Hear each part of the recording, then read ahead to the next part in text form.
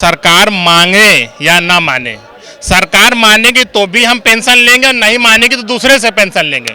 Pension हम लेंगे, pension तो हमको लेना है, पेंशन लेना। अब ये सरकार तय करेगी, वो खुद देगी या दूसरी सरकार आएगी। मंदिर पर महाकुंभ पर करोड़ों रुपए खर्च कर रही है सरकार। तो महाकुंभ मंदिर पर यही तो बात है कि सरकार जो है जनता को मूर्ख बना के और हिंदू मुसलमान और मंदिर मस्जिद और गंगा घाट और ये करके लेकर जनता को मूर्ख बना के अपना उद्देश्य पूरा करती है। उसको जन सरकारों से कोई मतलब नहीं है। लेकिन यह पुरानी पेंशन का जो मुद्दा है, यह पुरानी पेंशन का मुद्दा पूरा सर्वव्यापी पूरे भारतवर्ष में एक लंबी लड़ाई का एक द्योतक एक प्रतीक बन चुका है। और उसी के मद्देनजर आज इस रामलीला के ऐतिहासिक मैदान में सारे कर्मचारी पूरे भारत से लेकर कन्याकुमारी से लेकर कश्मीर तक और अरुणाचल प्रदेश से लेकर गुजरात तक पूरे कर्मचारी, सरकारी कर्मचारी आज अपने हक और हुकूक की लड़ाई के लिए आज यहाँ खड़े हुए। नेता 10 बार चुनाव जीतेगा, 10 बार अलग अलग विधायक बनेगा अलग पेंशन, सांसद बनेगा अलग पेंशन, मुख्यमंत्री बनेगा अलग पेंशन, राज्यपाल वही बन जाएगा अलग पेंशन। वो सारी चीजें नहीं दिखती हैं। और इस देश का कर्मचारी को थोड़ा बहुत जो है पेंशन मिल रही है कि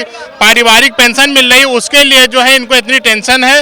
और आप लोगों ने जो समर्थन दिया है इस रैली को, आपका चैनल बहुत बहुत बधाई का पात्र है। आप जैसे ईमानदार लोग रहेंगे इस यहाँ पे इस देश में, तो हम सभी लोग जो है ये आस और उम्मीद लगा सकते हैं कि बेईमान अभी जीत नहीं सकते। बेईमान को और बेईमानियों को हम हराने में जो है सक्षम है। और उसका दम जो है मीडिया लोकतंत्र का चौथा स्तंभ है, जो कि चौथा स्तंभ नहीं बल्कि अब वो बैसाखी हो गया है। सरकार की बैसाखी बन चुका है वो जनता का स्तंभ नहीं है, वो सरकार की बैसाखी है। और इस तरीके ऐसे बड़े बड़े मीडिया संस्थान जो आके शाम को जो है बोल वचन और प्रवचन देते हैं। अटल बिहारी वाजपेयी जो खुद जो है पेंशन पे पूरी जिंदगी उनकी कटी, और इस देश का वर्तमान प्रधानमंत्री, जिम्मेदारी के साथ कह रहा हूँ, देश का प्रधानमंत्री, वर्तमान प्रधानमंत्री की बीबी, आप जाइए पता कर लीजिए, देश के वर्तमान प्रधानमंत्री की बीबी भी पेंशन पे पल रही है।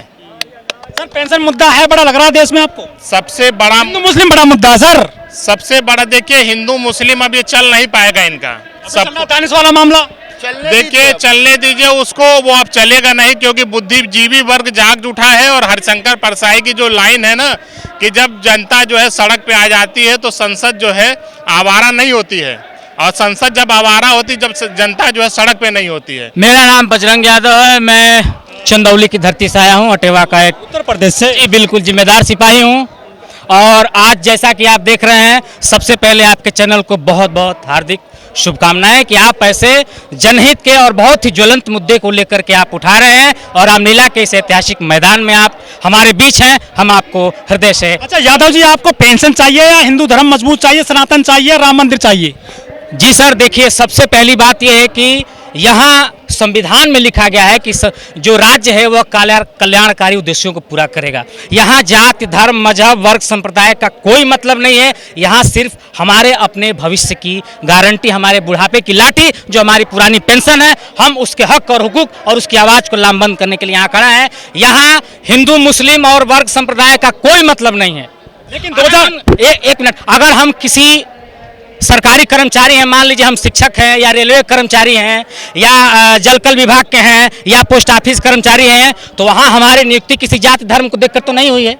वहाँ तो जो हमने मानक निर्धारित किया उसके अकॉर्डिंग हम उसको पूरा किए तो नियुक्त हुए हैं। तो यहाँ जाति धर्म का कोई मतलब नहीं है, पुरानी पेंशन का मतलब है। देखिए सर, जैसा कि हिंदू मुसलमान और सनातन और उसकी जो बात कर रहे हैं, यह सरकार द्वारा पूरी तरह प्रायोजित, और सरकार के वो चाहती है कि वो फूट डालो और राज करो। जो ब्रिटिश की नीति थी कि आम जनता के बीच इनको फूट डालिए, इनको जाति मजहब धर्म वर्ग संप्रदाय में बांट के इनको बिखराव करिए, तभी ये लोग एकजुट नहीं हो पाएंगे। जब एकजुट होंगे तो अपने हक और अधिकार की बात करेंगे। तो सरकार का मूल उद्देश्य है जातो धर्म पर। सर इसी बात को तो समझना है कि अब तक बटे हुए थे, अब नहीं बटेंगे।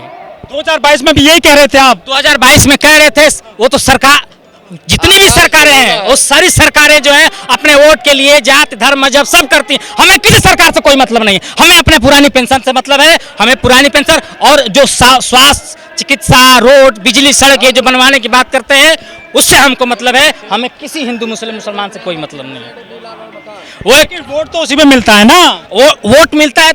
वोट जो आप बात करें वो बिल्कुल सही है, लेकिन अब लोग समझ गए हैं। उत्तर प्रदेश में मंदिर बन रहा है, मंदिर में कौन कौन जाएगा? मंदिर में कितने लोग जाएंगे? वैसे तो उसमें एक भी पुजारी है ही नहीं। तो नहीं होगा ना, ओबीसी पुजारी नहीं होगा, ये नहीं होगा। वो जो मोनू मानेसर है उसके दिमाग में वैसी मानसिकता भरी गई है, वो सरकार ने भरा है।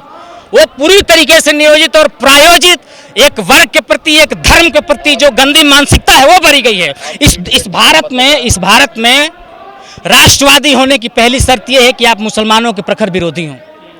या आप इस बात को मानते हैं? आप पत्रकार हैं, आप देश दुनिया में खोज घूमते हैं, देखते हैं, सारी चीजों को देखते हैं, आपको ऐसा नहीं लगता? क्या मुसलमान जिस बात क्या कर, आप थोड़ा सा अब मुद्दे से आप इतर हो रहे हैं, बस मैं 10 सेकंड में अपनी बात खत्म करूंगा। क्या इस देश में हिंदू ही सिर्फ रहेगा? मुसलमान, ईसाई, जैन, बौद्ध, पारसी, जोराष्ट्रियन तमाम धर्म है।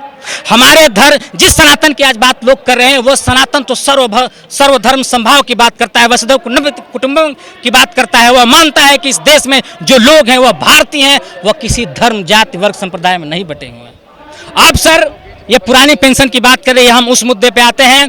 जैसे जो रहनुमाई करने के लिए इस देश में आए थे, वह रहनुमा अपने हक और अधिकार के लिए, अगर अपने पेंशन की बात करनी हो, अपने भत्ते की बात करनी हो, तो वह संसद में उठ के और अपने हक की बात करते हैं, अपना सारा वेतन तमाम भत्ते लेते हैं। हमारे मुद्दे अब उठेंगे ना, अब मुद्दे हमारे उठेंगे 2024 का चुनाव या ओपीएस पे, पुरानी पेंशन पे बेस्ड होगा। और हमारे जो सरकारी कर्मचारी हैं, अभी तक सर जैसा कि आप 2022 का चुनाव हो, 19 का चुनाव, विधानसभा और लोकसभा के चुनाव हुए, उसमें आपने देखा कि लोग जाति, धर्म, मजहब, वर्ग, संप्रदाय पर वोट दिया। लेकिन यह 2024 का चुनाव कर्मचारियों के अपने अधिकार और हुकूक के बदौलत यह चुनाव लड़ा जाएगा और कर्मचारी इसमें अपनी निर्णायक भूमिका निभाएगा। मैं आपको एक बात सनद करता हूं कि इस बार कर्मचारी ही नहीं, जो सरकारी सेवा में कर्मचारी उसका नहीं, उसका पूरा परिवार है, उसका पूरा रिश्तेदार है, उसका पूरा गांव है, उसका पूरा देश है, उसका पूरा प्रदेश इस बार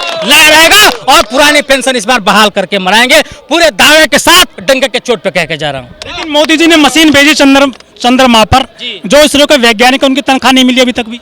तो ये आप लोग सवाल पूछो उनसे जाकर के। आप देखिए, आप जो सर जो आप सवाल दे रहे हैं ना, फिर भी वो वोट दे रहे हैं, सारी चीजें हैं, तो वो भी कर्मचारी, क्या वो कर्मचारी जो है उनको पेंशन नहीं चाहिए, उनको भत्ता नहीं चाहिए, वो भी लड़ाई में आएंगे एक दिन। ये 2024 का चुनाव वो सब चीजों का, वो समूल रूप से सब चीजों का निर्णायक चुनाव होगा। मैं आपको ये दावे के साथ निजीकरण हो रहा है, उसका कहीं विरोध नहीं करता। बैंकों का निजीकरण वो हो गया, आप दिखा नहीं रहे हैं, इसका मतलब आप नहीं दिखा रहे हैं, एकदम हो रहा है। रेलवे का निजीकरण हुआ था, बैंक रेलवे का निजीकरण नहीं हुआ। मंदिर पहुंचे, दिल्ली पहुंचे आप है? कहीं आप आंदोलन नहीं करते हो, आराम से नौकरी कर रहे हो। ऐसा कुछ नहीं है।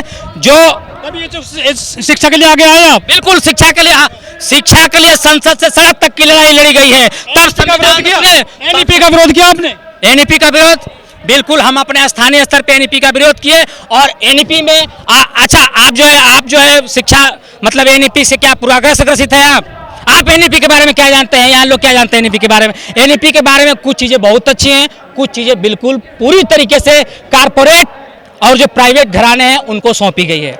लेकिन उसके तहत सरकार ने, मानव संसाधन विकास मंत्रालय ने उसमें अपना सुझाव मांगा था, उसमें प्रश्नों को शामिल किया है, उसमें सुझाव दिया गया है। सरकार से हम ऐसी उम्मीद करते हैं, अपेक्षा करते हैं कि वो प्राइवेटाइजेशन और निजीकरण के जो मुद्दे हैं उन मुद्दों को हटाकर और सार्वभौमिक पूरे जमहूरियत के, लोकतंत्र के और हमारे भविष्य के लिए जो शिक्षा की व्यवस्था में प्राइमरी से लेकर अपर प्राइमरी तक और विश्वविद्यालय स्तर तक जो परिवर्तन करना हो वो सार्थक परिवर्तन करेगी।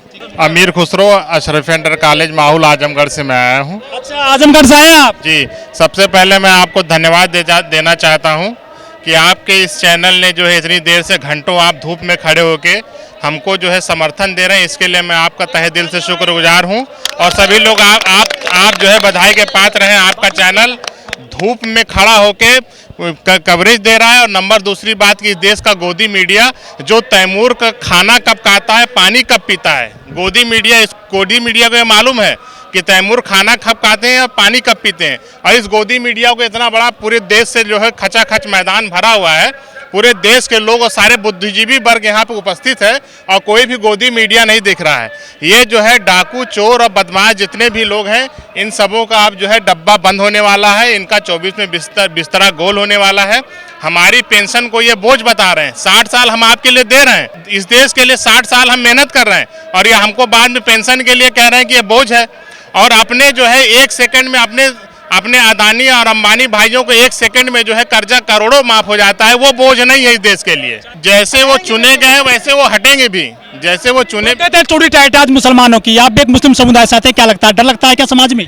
देखिए इस देश में जो है गंगा जमनी तहजीब को आप ग्राउंड लेवल पे, ग्रॉस रूट लेवल पे आप खत्म नहीं कर पाएंगे। पुरानी पेंशन को हम सबसे ले रहे हैं और हमारा देश जो है एक सर्वधर्म संभाव का देश है। इस तरीके की बातें एक क्षणिक है, वो सनातन मना रहे हैं सर, वो तो नहीं, सनातन हो चाहे कुछ हो, इससे हमें मतलब नहीं है।